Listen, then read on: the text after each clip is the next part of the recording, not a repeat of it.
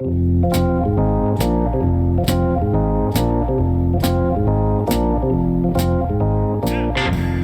more than the well-established genres from which it draws inspiration, Americana music contains multitudes. Americana has been around in its fully most realized form for about 25 years. But its roots lie in various forms of music that flourished in the late 1960s and 70s. That's just part of the story of a genre that really isn't a genre, and that is as voracious, expansive, and of course hard to define as rock and roll and folk music.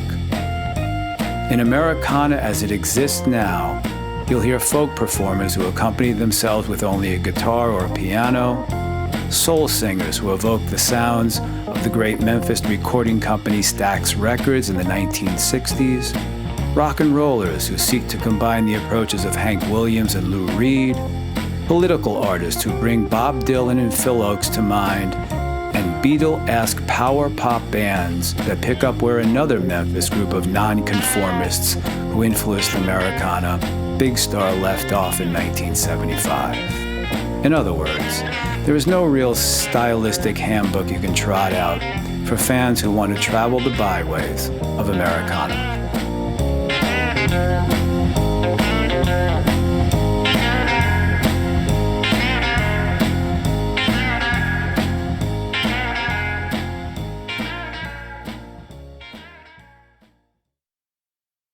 Well, I've been doing photography for all through high school. I don't even remember what camera I was using. It's when I went back to Parsons in '87 at the behest of my friend's girlfriend at the time and now wife. She said, "Jeff, you love photography. Tom's taking a class at the new school. Why don't you do that?" And I did. I took this intro beginner class to reintroduce myself to everything. And then this gentleman, Mario Cabrera, came up to me and said, "Take my class." And his first assignment was he said, "Go and look at how Rembrandt painted light." And when I did that, it just changed my world immediately. And something clicked in with that. And through Cabrera's guidance that first semester and the assignments he gave us, it started to really, really seep in, and I found that passion inside of me to do this.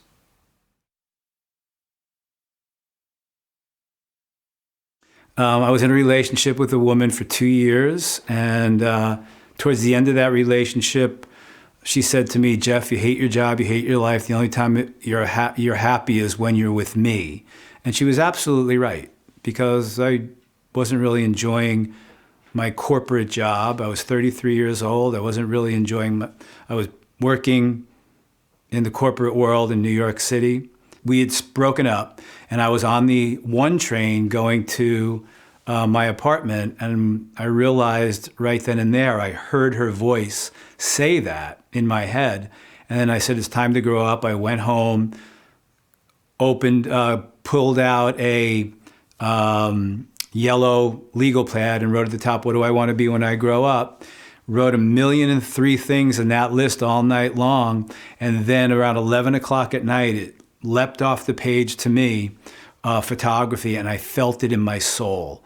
And that's when I knew right then and there, this is what I wanted to do with my life.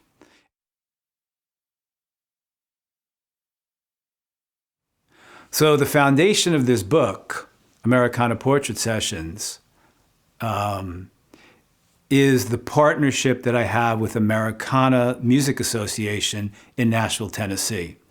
So I created this partnership, and what we have been doing at Americana Fest for the last 13 years is my portrait session. That became the impetus to put this book together.